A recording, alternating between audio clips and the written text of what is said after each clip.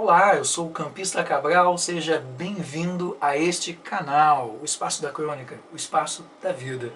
Eu começo já com o meu bordão e a gente vai para a praça, porque janeiro começou e Crônica na Praça continua com mais convidados. E a gente tem um convidado especial hoje, para mais uma crônica, para mais um bate-papo.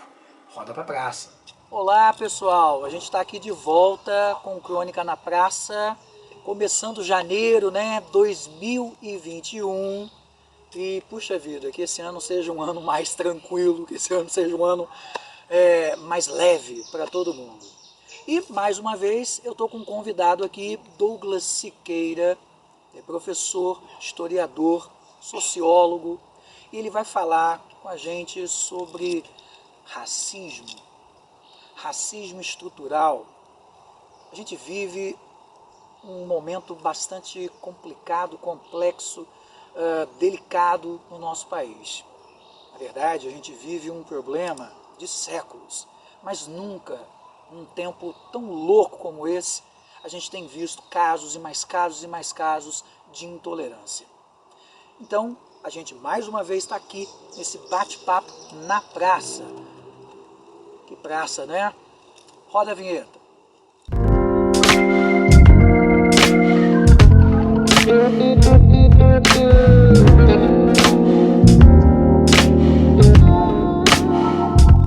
Bom, para começar, eu gostaria de perguntar ao querido Douglas, costumo falar com colegas, professores, com amigos mesmo. A abolição da escravatura ocorreu oficialmente em 1888. No entanto, ela não ocorreu. Como assim? Douglas, o que está acontecendo? O que de fato aconteceu? É indiscutível que a abolição da escravatura se deu em 13 de maio de 1888. É indiscutível. Porém, uma parte significativa, inclusive, da história social, representada pela USP, inclusive, Fernando Henrique Cardoso, Florestan Fernandes e Octaviani, eles fizeram uma crítica muito que justificada, que foi o fato de os negros terem sido inseridos na sociedade de maneira precária. O que eu estou tentando dizer com isso? Por 3 séculos, utilizaram-se do trabalho compulsório do indígena e posteriormente dos negros. Mas quando do não mais uso, quando da libertação desse negro, ele foi inserido na sociedade de maneira precária, sem educação, sem saúde, sem moradia, não receberam nenhum subsídio para o retorno ao seu continente, respectivo país, ou seja, ficaram abandonados à própria sorte na sociedade brasileira.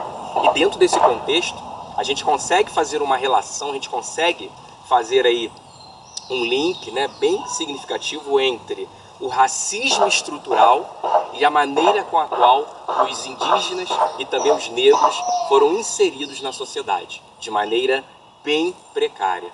Logo, impossível discutir temas significativos nos dias de hoje, como, por exemplo, o sistema de cotas, como, por exemplo, buscar entender o porquê que 70% daqueles que habitam as favelas são negros, buscar entender, por exemplo, o porquê que os principais postos de poder no Brasil são ocupados por pessoas brancas.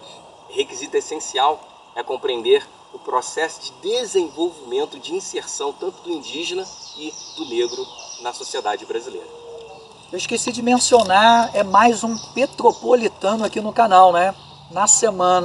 A última semana de dezembro, a gente teve aqui nosso querido Marcos Pires, né? Um abraço, Marcos. Mais um petropolitano a bater um papo aqui nesse Um Pouco de Prosa. Douglas, muitas pessoas se perguntam, muitas pessoas não entendem, há uma confusão em relação ao conceito. Vocês vão acompanhar ao longo do vídeo várias informações na tela, e realmente o Brasil vive esse drama, essa tragédia, esse problema há muito tempo. Explica pra gente, Douglas, o que é racismo? E essencial para poder, inclusive, acreditar para poder, inclusive, argumentar contrária, né, essa prática do racismo, é entender a existência de 3 tipos de racismo. Existe o racismo direto, que é aquele racismo mais escrachado, onde, inclusive, muitas vezes chega-se a vias de fato, como, por exemplo, tivemos que, infelizmente, presenciar aquela tristeza na região de Rio Grande do Sul, no Carrefour, em que os seguranças agrediram ali diretamente, né, um indivíduo em razão não está comprovada, segundo as investigações, mas um racismo estrutural. Mas quando chega-se a via de fato, existe ali o racismo direto. Um outro tipo de racismo é o racismo institucional. Por exemplo, agora há pouco, eu mencionei a ideia triste de que grande percentual daqueles que compõem os principais postos de poder no Brasil são compostos por pessoas brancas.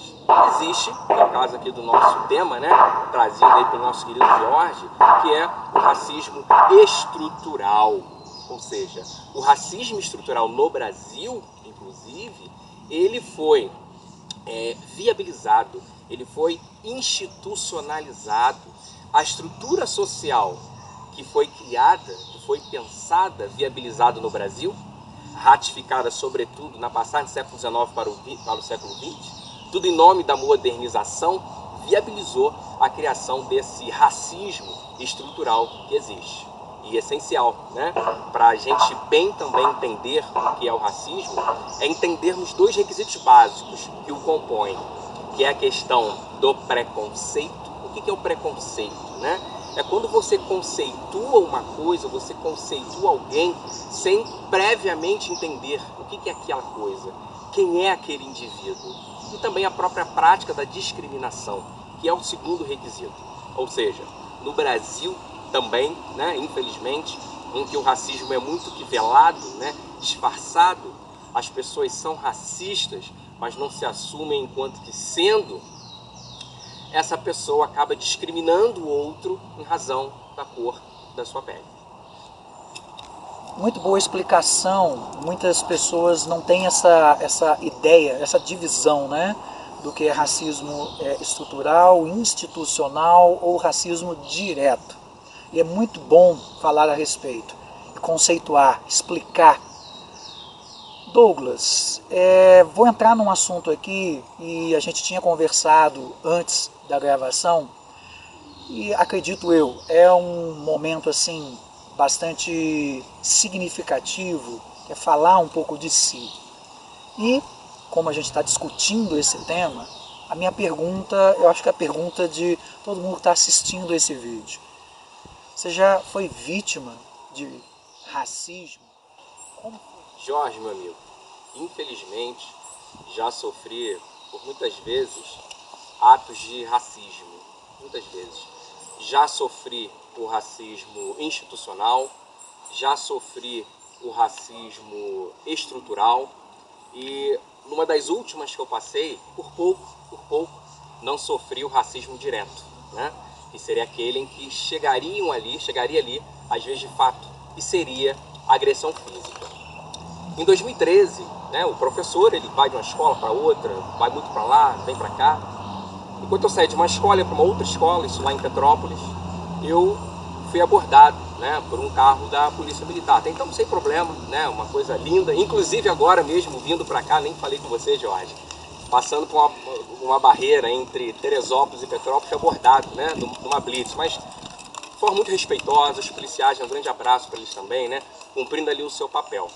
Mas infelizmente, nesse meu contexto de 2013, ao ser abordado por um carro, né, por uma viatura da Polícia Militar, que se encontrava em movimento, me fizeram a revista, tem que ser feita mesmo, né? Ninguém tem em sua testa escrito, né, sou bandido, não sou, enfim. Mas ali começaram a me fazer uma série de questionamentos. E dentre esses questionamentos, me perguntaram de onde eu vinha e para onde eu iria. Eu respondi, saí de uma escola, estou indo para uma outra escola.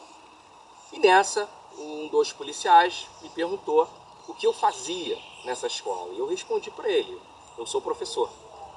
E nisso, eles começaram uma revista, né, em minha mochila, deixei o carro num estacionamento, me dirigi para a escola. Começaram a revista na minha mochila, até então sem problema, né, nenhuma chateação em relação a isso. Só que, consequentemente, um dos policiais começou a exigir que eu provasse para eles qual era a minha profissão. E eu expliquei para ele, falei, olha, não ando com carteira de trabalho, raros os indivíduos que têm carteira profissional, que andam na mochila, e eu não tenho nada aqui que prove realmente que eu sou um professor. E ele começou a exigir, começou a intensificar as buscas em minha mochila, perguntando se eu portava drogas, duvidando que realmente, né, eu estava indo ali para aquela escola para poder ali exercer, né, o meu ofício, que eu muito amo, né, eu acho que isso é muito claro no meu dia a dia, com aqueles que convivem comigo. E aí começou ali uma série de pseudos, né, agressões, no sentido de abertura de pernas, né, críticas, né, alguns xingamentos. E naquele exato momento, né, eu comecei ali a demonstrar para eles conhecer acerca dos meus direitos. E aí foi uma confusão, me levaram para o DPO, né, eu vi que o policial ali queria de imediato ali praticar o racismo direto, que seria, né, as vias de fato, mas os meus argumentos, as minhas explicações, não tenho certeza, evitaram a execução do fato. E foram chegando vários policiais também, né, e eles ouvindo ali meu discurso, e aí fomos para a delegacia. Resumindo, isso devia ser ali por volta das 11 e pouca da manhã. Eu fui sair da delegacia já bem tarde da noite, né, e tudo porque chamaram um delegado. Eu expliquei para o delegado, olha, senhor delegado, né, no Brasil hoje ninguém tem que provar, né, ter ou não um trabalho, ter ou não uma profissão.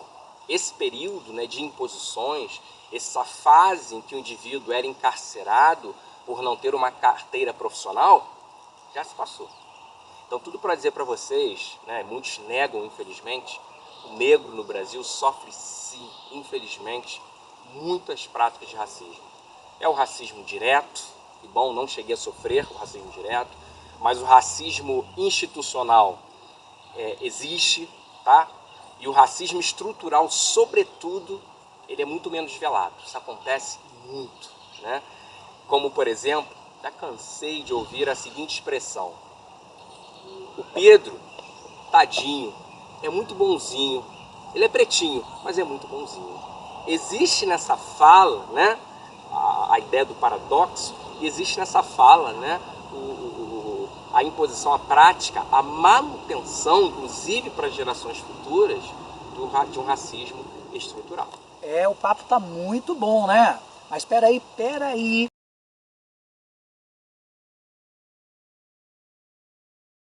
Até a próxima quinta com mais uma crônica.